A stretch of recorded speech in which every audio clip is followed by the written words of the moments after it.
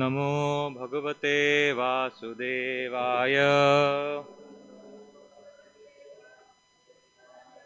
ॐ नमो भगवते वासुदेवाय। ॐ नमो भगवते वासुदेवाय।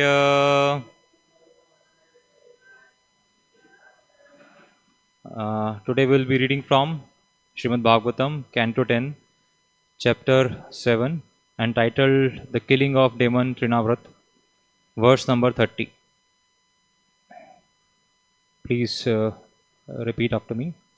Pradaya Matre Pratihritya Vismitaha Krishnam Cha Tasya Urasi Lambamanam Tam Swastimantam Purushadanitam Vihayasa Mrityumukhat Pramuktam Gopya Gopaha Kila Nandamukhya Labdva Punaha Prapuhu Ativa Modam. Pradaya Matre Pratihritya Vismita. Pradaya Matre Pratihritya Vismita. Krishnam Chatasyorasi Lambamanam. Krishnam Chatasyorasi Lambamanam. Tam Swastimantam Purushadanitam. Tam Swastimantam Purushadanitam. Vihayasa Mrityumukhat Pramuktam. Vihayasa Mrityumukhat Pramuktam. Gopyascha Gopa Kilananda Mukhya. Gopyascha Gopa Kilananda Mukhya. Labdva Puna Prapurativa Modam. Labdva Puna Prapurativa Modam. Pradaya Matre Pratihritya Vismita. Krishnam Chatasyorasi Lambamanam. Tam Swastimantam Purushadanitam. Vihayasa Mrityumukhat Pramuktam. Gopyascha Gopa Kilananda Mukhya. Labdva Puno Prapurativa Modam.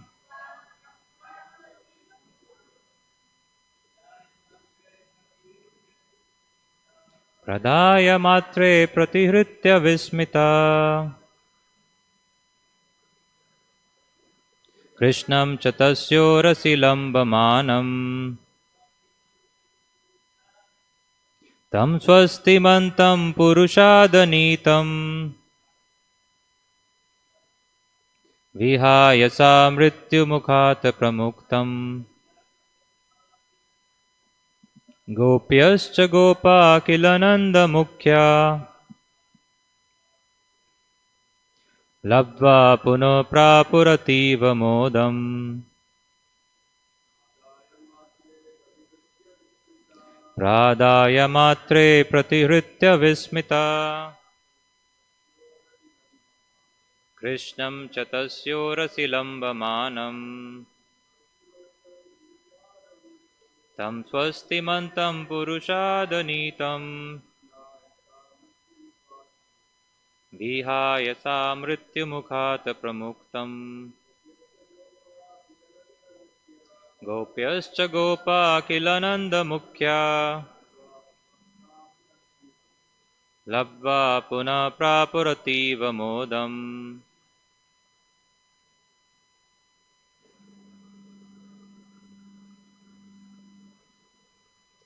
Mataji's.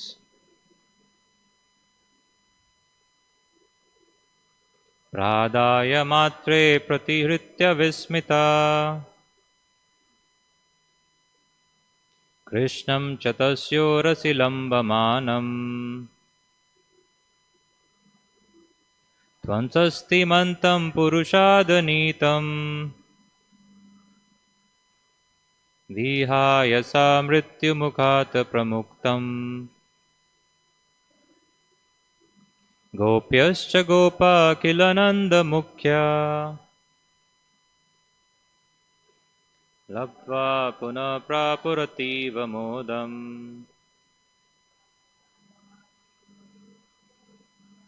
प्रदाय मात्रे प्रतिहृत्य विस्मिता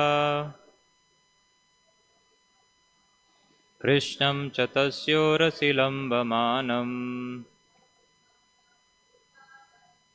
तं स्वस्तिमन्तं पुरुषादनीतम्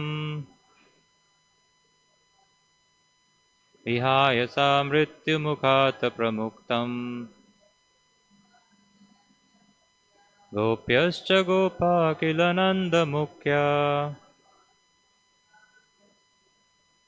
लब्ध्वा पुनः प्रापुरतीव मोदम्. Okay, we will read word by word. Pradaya, after picking up. Matre, unto his mother Yashoda. Pratihritya, delivered. Vismitaha, Vismitaha, all surprised. Krishnam cha, and Krishna. Tasya, of the demon. Urasi, on the chest. Lambamanam, situated. Tam, Krishna. Swastimantam, endowed with all auspiciousness. Purushadanitam, who was taken by man-eating demon. Vihayasa, into the sky. Mrityumukhat, from the mouth of death. Pramuktam, now liberated. Gopya, the gopis. Cha, and Gopaha, the cowherd men. Killer, indeed. Nandamukyaha, headed by Nanda Maharaj. Labdva, after getting. Punaha, again their son. Prapuhu, enjoyed. Ativa, very much. Modam, bliss. Translation and purport by His Divine Grace A.C. Bhaktivedanta Srila Prabhupada, the founder Acharya of ISKCON. Translation. The gopis immediately picked up Krishna from the chest of the demon and delivered him, free from all inauspiciousness, to Mother Yashoda. Because the child, although taken into the sky by the demon, was unhurt and now free from all danger and misfortune, the gopis and cowherd men, headed by Nanda Maharaj, were extremely happy. Purport. The demon fell flat from the sky, and Krishna was playing on the chest very happily, uninjured and free from misfortune, not at all disturbed because of being taken in high in the sky by the demon. Krishna was playing and enjoying. This is Ananda Chinmaya Rasa Vigraha. In any condition, Krishna is Satchidananda Vigraha. He has no unhappiness. Others might have thought that he was in difficulty, but because the demon's chest was sufficiently broad to play on, the baby was happy in all respects. It was most astonishing that although the demon went so high in the sky, the child did not fall down. Therefore, the child had been saved virtually from the mouth of death. Now that he was saved, all the inhabitants of Vrindavan were happy. Namo Vishnu Padaya Krishna Prasthaya Bhutale Srimati Bhakti Vikas Swaminiti Namane. Namo Vishnu Padaya Krishna Prasthaya Bhutale Srimati Bhakti Vedanta Swaminiti Namane. Namaste Saraswati Deve Gaurvani Pracharine. Nirvishesha Shunyavadi Paschatya Deshtarine. Jai Shri Krishna Chaitanya Prabhu Nityananda. Shri Advaita Gatadhar Shivas Adi Gaur Bhakta Vrinda. Hare Krishna Krishna Krishna Hare Hare. Hare Ram Ram Ram Hare Hare. We will repeat the shloka once more. Pradaya matre pratihritya vismita Krishnam chatasyo rasi lambamanam tam swasti mantam purushadanitam vihayasa mrityu mukhat pramuktam gopyascha gopa kilananda mukhya labva puna prapur ativa modam. Translation: The gopis immediately picked Krishna up from the chest of the demon and delivered him, free from all inauspiciousness, to Mother Yashoda. Because the child, although taken into the sky by the demon, was unhurt and now free from all danger and misfortune, the gopis and cowherd men, headed by Nanda Maharaj, were extremely happy. Hare Krishna. So, from the past few days, we have been discussing this chapter 7 of the most auspicious 10th canto of Srimad Bhagavatam. And for past few days, we are discussing that how Kamsa had sent the whirlwind demon Trinavrat to kill basically Lord Krishna, because her earlier attempts of sending Putana and Shaktasur were actually failed. And Trinavrat kind of assured Kamsa that I have magnificent powers, that I can blow away everything that comes in my way. So do not worry, I'll take care of Krishna, because technically I will not even need to go near him.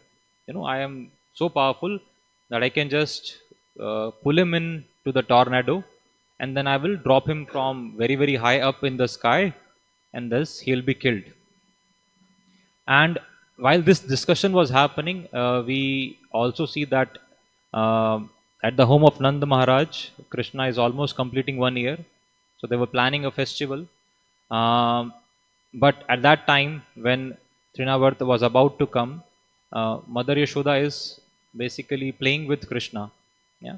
And we have heard it time and again that Mother Yashoda was, holding him in her hand and just making him jump up. And when he was coming back, he was very, very happy. And our acharyas say that the height from which Lord Krishna was coming down, or to which he was going up, he was not really satisfied, and that is why he wanted Trinavat to come and just take it up very, very high in the sky. And to have that pastime, he made himself very, very heavy, heavier than a mountain. And because now Mother Yashoda could not hold Krishna up, so she had to put him down. Also, we learned that he did not want any difficulty to come to his mother, so he wanted to be alone when Trinavarth come to take him. So, and we also understood that how by his divine powers he first made himself heavier than the heaviest, and then when Trinavarth came, he became lighter than the lightest, just like a feather, so that we can just easily be pulled up by the demon. So this is what we heard in the past few shlokas, and then we see that how the whirlwind was, it was huge. It covered the entire village, and how the dust was so strong that people could not see even themselves. It was that bad. And when this was happening, Mother Yashoda was very, very worried about Krishna. She come to just take Krishna on, kind of, he wanted to hold him, but he could not find him. And when she observed that Krishna is not there anywhere, she started lamenting, and we see that how she fell down on the ground exactly like a cow who had just lost her calf. That was the kind of pain she was going through.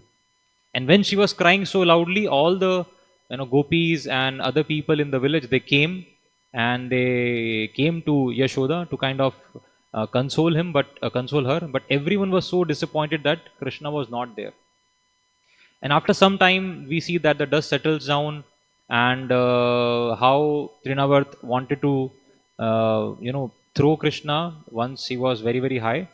But Krishna, by that time, he held the neck of the demon, and he became so heavy that Trinavarth could not take him any higher up.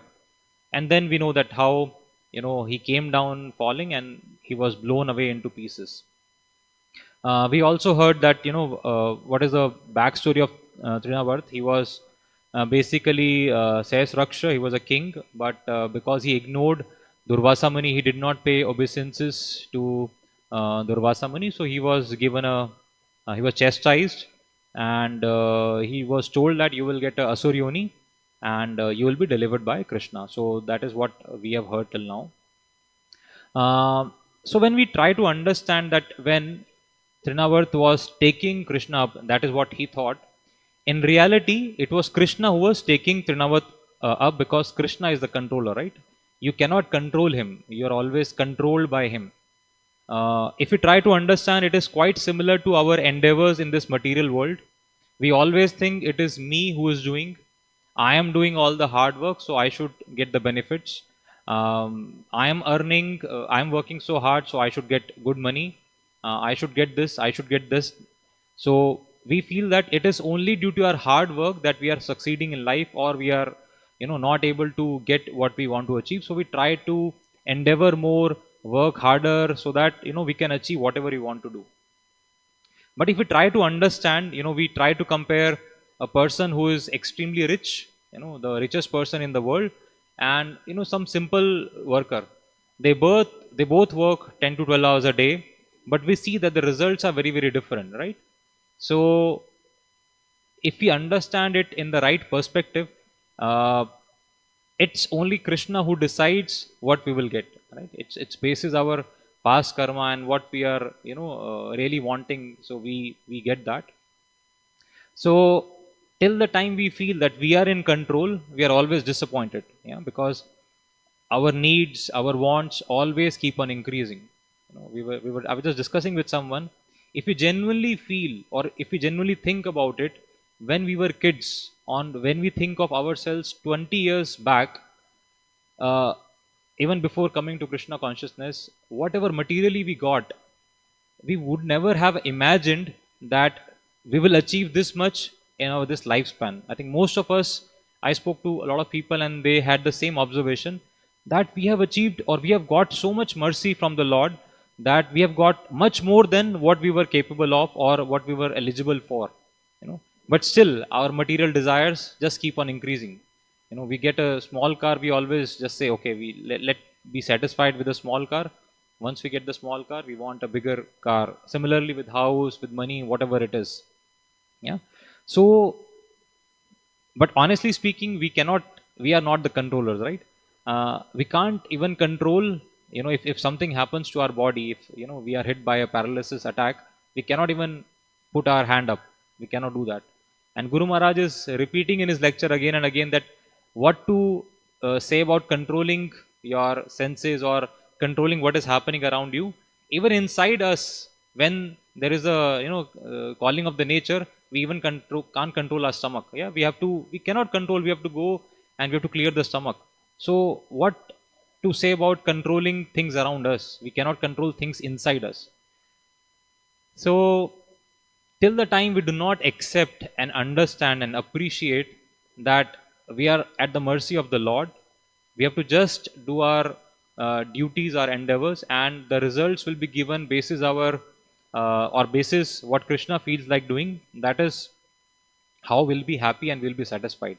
You know, we also see that all the the siddhi that came to Trinavarth was only because of Krishna's mercy, and then he tried to challenge Krishna, right? So we know what the end result was. He was killed by Krishna. Initially, when he was taking Krishna up, he thought that I will, throw him down so that he gets killed. At one point, he thought, okay, I do not think I can kill him. let him just go so that I am saved from, falling down because Krishna became so heavy. But Krishna's grip, we say that Krishna, when he holds on to something, we cannot just, he doesn't let it go. The same thing we saw in the case of Putna. Putna wanted, yes, he just, she wanted him to let go of the breast, but Krishna just took the life air out of her. Similarly, for Trinavarth, he could not do anything. He could not ask, or he could not, with his own endeavors, he could not let Krishna go of him. So this is how Krishna's mercy is, because eventually we see that even all the demons who are being killed by Krishna, it's his mercy. He is delivering them, because that's the mercy of the Lord. And Prabhupada says that, is extending it, what should be our main business of this life is to become Krishna conscious. Yeah? And if we are wasting our time in improving our material wealth or other things, and we are forgetting chanting, we are just losing. And he says it's a great loss of the great opportunity of getting a human birth. So there is this Yudhishthira Maharaj is asking Krishna in Canto 10, chapter 88, that we are completely dependent on you, and we are suffering materially so much that our kingdom is taken away, our wife is insulted, we were tempted to be burned in this house. So Krishna said, yes, that is my first business. Yashaham anugrinami harisya tad dhanam shane. If I specially favor anybody, then I take away all his sources of income. Yeah, so that is what Krishna does. We think that his mercy is there if he's giving us something, but Krishna says exactly the opposite. If I'm taking away your wealth, if I'm taking away your riches, that is my way of giving you mercy. Yeah. So then Prabhupada says that yes, I have a personal experience in this connection. It's my Guru Maharaj ordered me that when I was 25 years old, I should go and preach in the Western countries. But Prabhupada is saying, what I thought was, let me become a rich man, and then I will use this money for preaching work. Yeah. But what happened, we all know. And he says that, one astrologer also told me that you will become like Birna. Yeah, you will become a very big man. So I thought maybe there are some chances that I will become so big, I'll have so much money, and then I'll do proper preaching, I'll spread Krishna consciousness with all the money that I have. But we all know what happened. He built a factory, everything was dismantled, and he was forced to get into this position when he was 70 years old.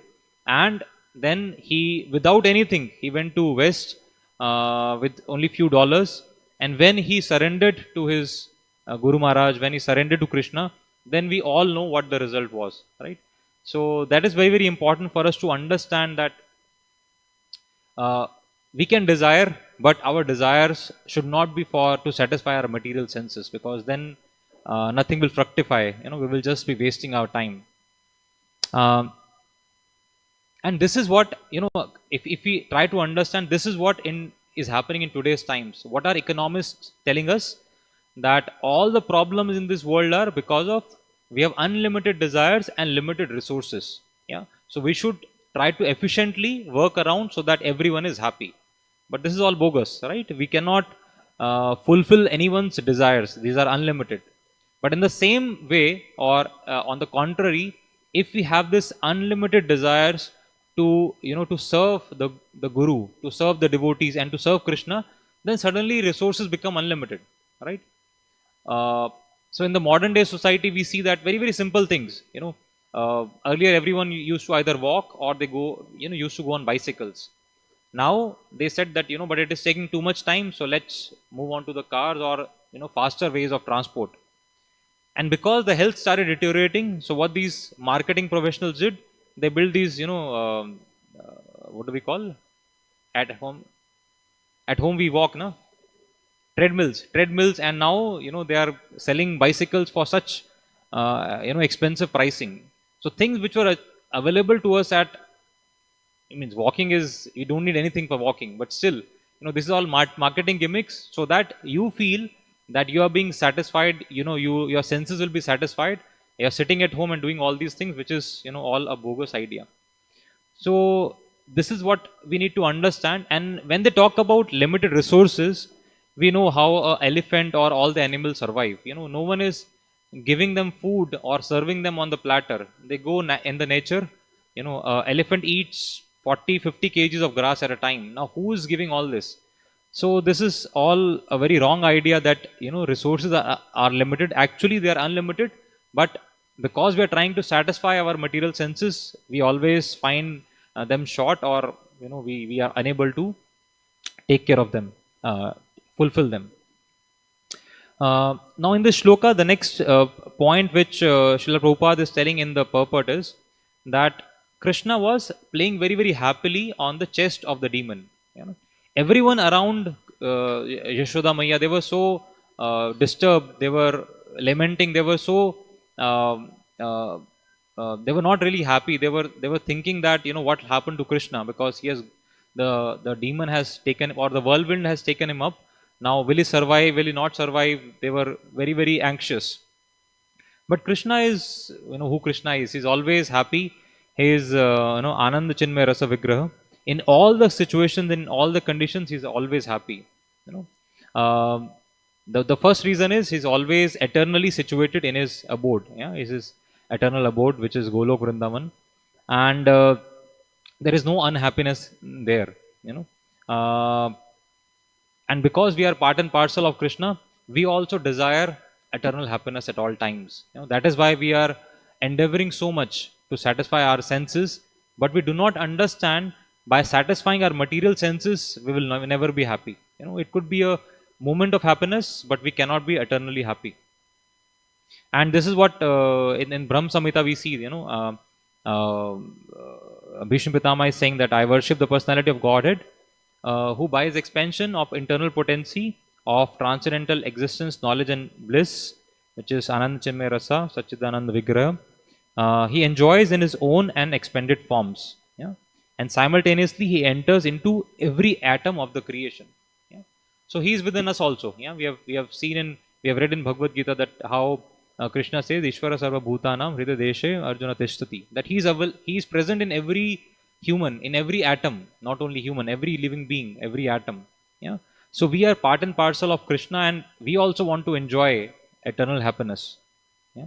But yeah, that's his greatness, because he is the Lord, that he is able to remain happy in all situations, all conditions. But unfortunately, in this material world, we are not able to experience the same bliss. But great personalities like Prabhupada, even when there are adversities, when his business was taken away, we hear that he became very, very happy. He was thinking that, oh, Krishna has taken away everything. Now it is the time for me to serve. Now I'll be happy eternally, right? So devotees are not afraid of such situations, because they have surrendered onto the Lord, and they are not under the influence of the modes of material nature. Yeah. So, which is only possible if we are surrendered to the will of the Lord, if we understand that He is the controller, we are just serving Him, and in that phase we will not be afraid. There will be no bhay. Yeah. And again, we have heard time and again that how Prahlad Maharaj, because he was surrendered to the Lord, he did not feel any pain, or he did not feel any fear when his father was, doing atrocities on him. Whether he was sitting on the fire, he was being thrown off the cliff, or whatever is happening, he was very relaxed, because he knew that Lord is there to take care of him. So this should be our mood as aspiring devotees, that how should we surrender to the will of the Lord. And second thing, we should not think that we are the controllers, right? And we have been seeing in this chapter that how Bhakti Vinod Thakur is comparing each and every demon to a different, representing something, right? So Tinavarth is representing false pride that comes from material scholarship, right, which leads to bogus philosophies. Yeah. So we read that our Acharya is saying that the higher we go, the harder we fall. Yeah. So in fact, Chaitanya Mahaprabhu in Adi Leela 16:11, he is saying that if one becomes a bookworm, reading many books and scriptures and hearing many commentaries and instructions of many men, this will produce doubt within his heart, and one cannot in this way ascertain the real goal of life. So this is kind of contradictory, because few days back we were hearing Chaitanya Prabhu giving us a class, and he was saying that we should all read every day. We should all read the scriptures. But the understanding needs to be very, very clear. When we are reading in Chaitanya Charitamrita that we should not become a bookworm, it means we should not read one, material books. Second, unauthorized scriptures. We should not be reading. We should be reading only authorized scriptures, and we are very fortunate to have come under the shelter of this very, very auspicious sampradaya, where not only we have Ramayana, Mahabharat, and Bhagavad Puram, but also we have had so many acharyas who have given their commentaries on these things. Yeah? So it's important that we keep reading not any bogus commentaries, but we read what is the true essence of the Vedas, what is the instructions given by the Lord. So that is very, very important. And what should be the end result of our reading all these things? We should understand that Trinadapi Sunichena Tarorapi Saishnuna Amanina Manadena Kirtaniya Sadahari. To be humble than like the blade of the grass, to be forgiving and tolerant like a tree, to offer all respect to others and not to expect respect for oneself. That is the true knowledge, because it attracts God.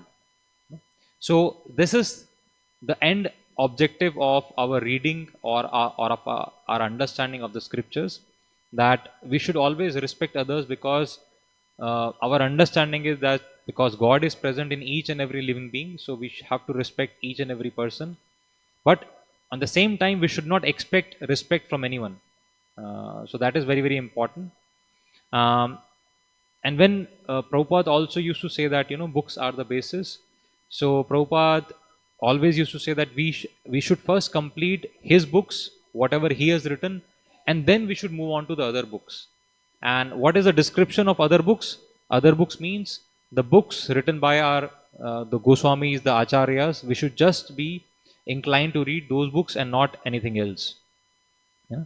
And he has given so many lectures, he has given so many talks, he has written so many books. I was just going through the library. I think we have Srila Prabhupada's that audio library. It has more than 2,400 lectures. So if we hear a lecture every day, close to 8 years will be gone.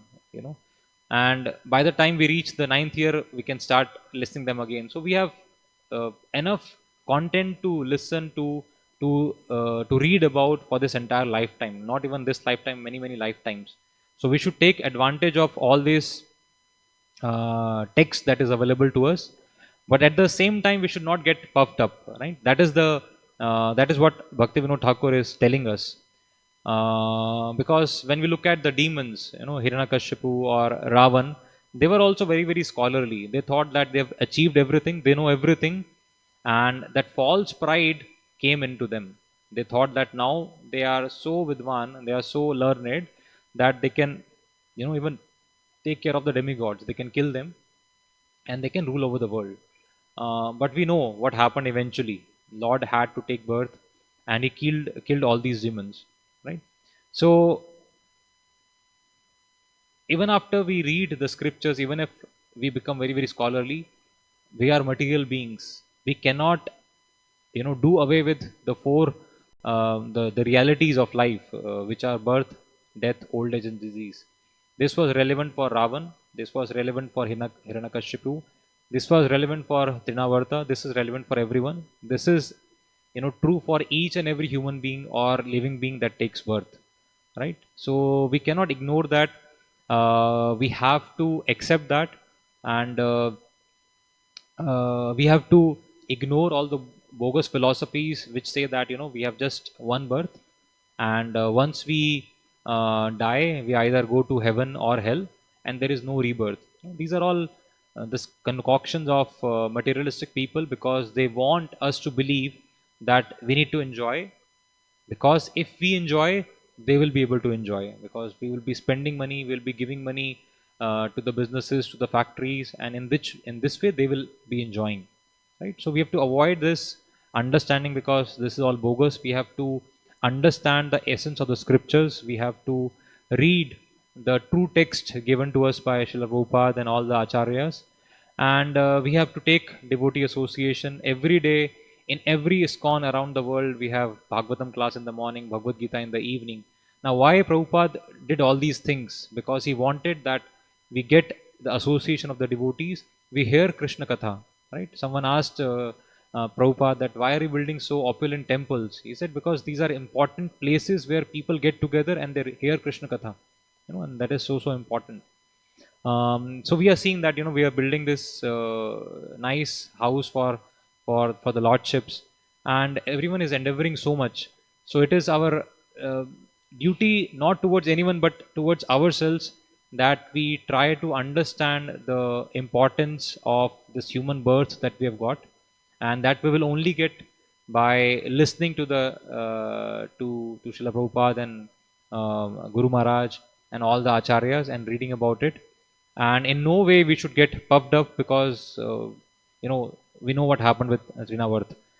He was brought down so hard that his body was just uh, it was just broken into pieces.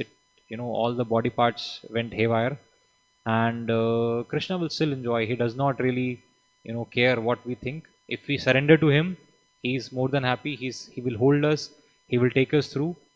We are very fortunate to have become the part of this Guru Parampara, and we should surrender to the Guru. That is the right way in which we surrender to Krishna. It's through the disciplic succession. So that's my humble submission, and it's to all of us, that this is what we should endeavor for. And I'll just stop here. If anyone has any questions or suggestions, please free to say that. Hare Krishna.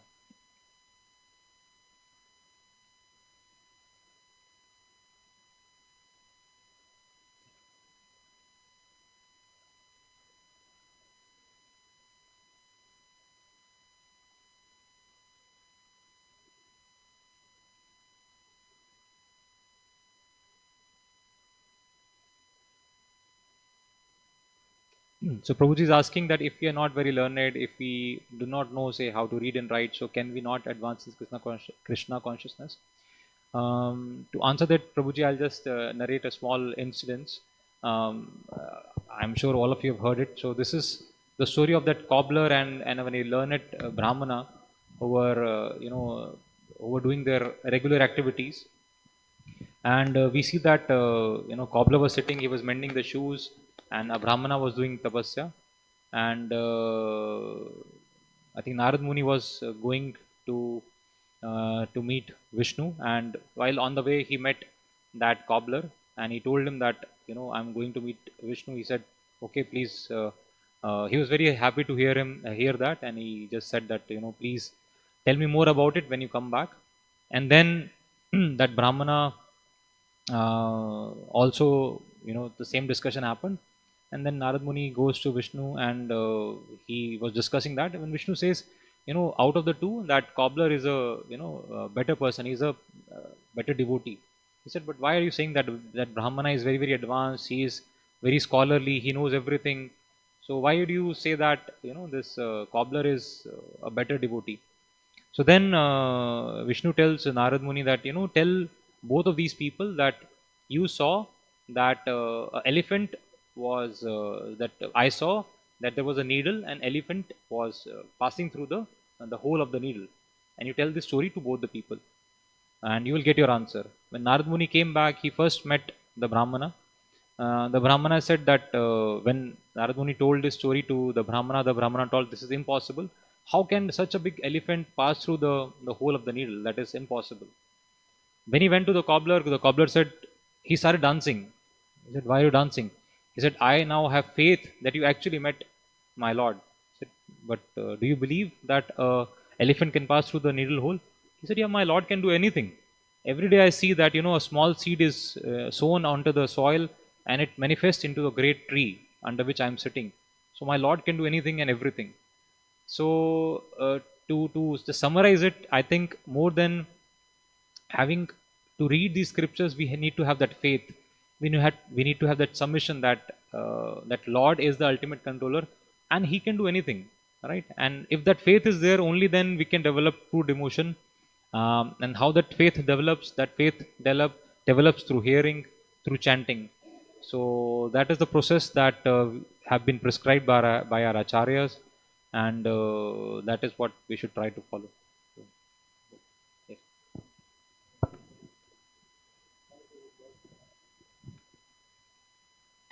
They also say that just by hearing you're benefited, you're purified. It doesn't matter whether you understand it or not. Prabhupada would often say that just by hearing the Bhagavatam, Shrimvata Swakata Krishna, Punyashravnaka, it's pious activity itself. So even if we don't understand, we just hear, we're going to get the full benefit. Good if we can, and the realization will come because of the purification. Yeah, it's not so much an intellectual process, but it's a purification process. Thank you. Yes, thank you. I just want to add one thing here. I was just hearing a lecture, and I was hearing that Srila Prabhupada asked, if I'm correct, Brahmanand Maharaj was there, and Srila Prabhupada wanted his books to be translated into Latin or Spanish, something like that. And Srila Prabhupada was just boarding an aeroplane, and Brahmanand Maharaj came running that because the first copy of that Spanish translation was ready, and he offered it to Srila Prabhupada. Srila Prabhupada held the book in his hand. He could not understand anything. He said, "Is it the right translation?" He said, "Yes, yes, Srila Prabhupada, I translated as it is." He said, "Okay." He just opened a page and he asked him to translate back into English. And when he translated, Srila Prabhupada was very happy to hear this narration. He said, "Yes, the translation is right because this is as per the parampara system that you have followed." And I think Brahmanand Maharaj says that after that Srila Prabhupada took that book along with him, even though he did not know how to read or write Spanish. So what you're saying is right. Just associating, just hearing purifies people. Yes. Hare Krishna. ग्रंथराज Shrimad Bhagavatam की जय, शिला प्रभुपाद की जय.